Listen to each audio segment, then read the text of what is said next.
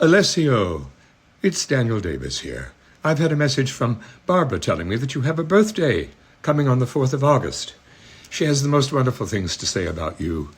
She says you are a man from another time, that you are the last of the romantics in the way of doing and of presenting yourself. And that's, what a compliment. I'd love to get a compliment like that myself from, well, almost anybody. At any rate, the other thing that she tells me is something that you and I have in common, our love of American Westerns. Oh my goodness, I had no idea. She mentioned Randolph Scott and Joel McCrea. Yeah, absolutely great. Those Bud Bettinger Westerns that they made together, that he directed, oh, they're so good. I have them all on DVD now. You know who else I love? I don't really love his politics, but I love John Wayne.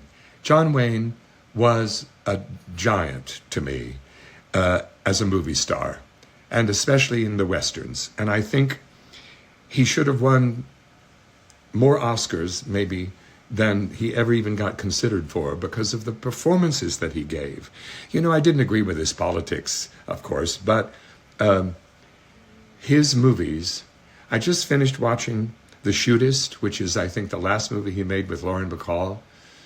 Fantastic.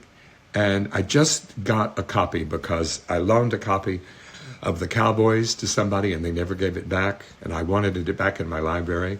So I ordered a copy of it. It just arrived yesterday. I'm so excited to have it back. Wonderful movie. I don't know if you've seen it, with him herding cattle across the country with a bunch of little boys because they couldn't get any grown men to work for him because they were all off looking for gold. It's one of the great movies of all time. And you know, I had the great honor and pleasure of working with Katharine Hepburn in a play, a musical called Coco, which was in which she played the famous fashion designer Coco Chanel, and I played her rival, the comic villain of the musical.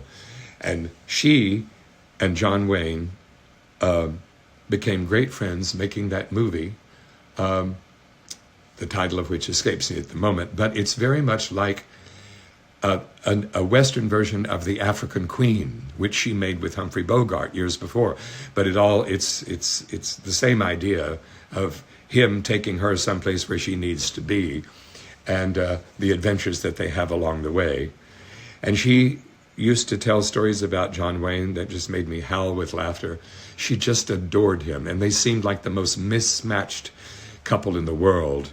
But boy, did they work together beautifully and really got along great and remained friends. In fact, when we were in Hollywood, he came to see the play that we were in together, and she knew what a fan I was, and so she brought him around to meet me, and that was very exciting. He was as big as a mountain.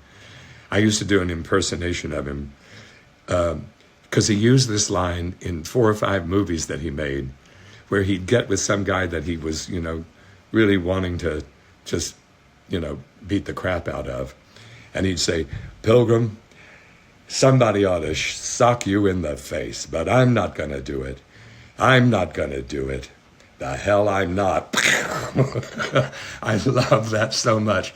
He used it in about 3 movies. I think Donovan's Reef was another one, which is not a Western at all, but I just love John Wayne. Forgive me if I, you know, and then a few years, way back in LA, before The Nanny, I was a guest star on a show called Frank's Place, and his son Patrick was on the episode, and I got to sit down with John Wayne's son and talk about his dad, and it was so much fun, so exciting. Of course, I get a completely different point of view of him as a movie star and as a dad, but, you know, his kids loved him, and he was not an openly affectionate man, but they knew that they were loved.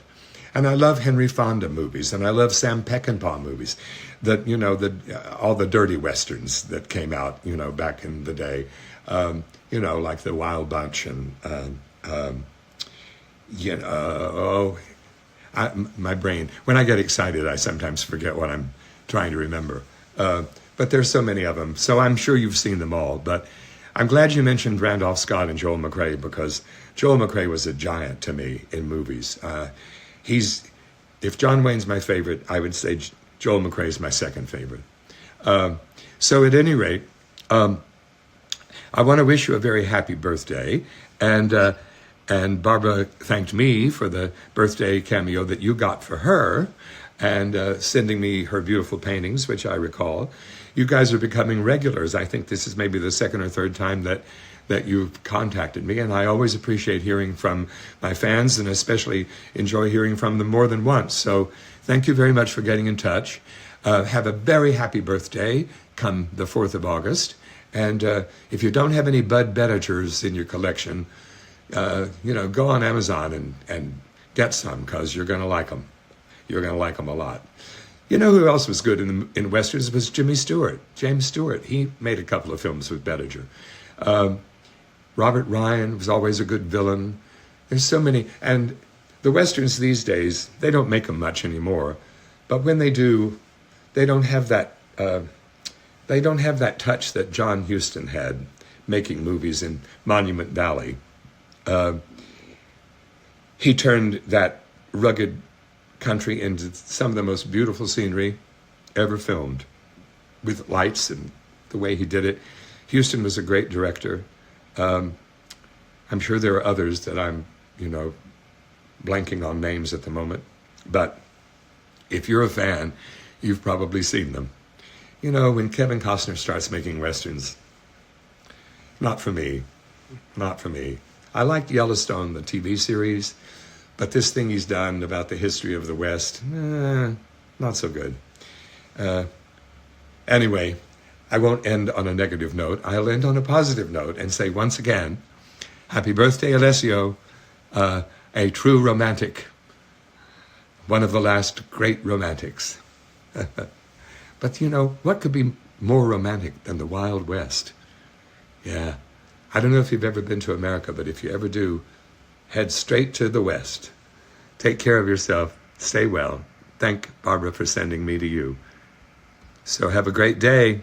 Bye-bye.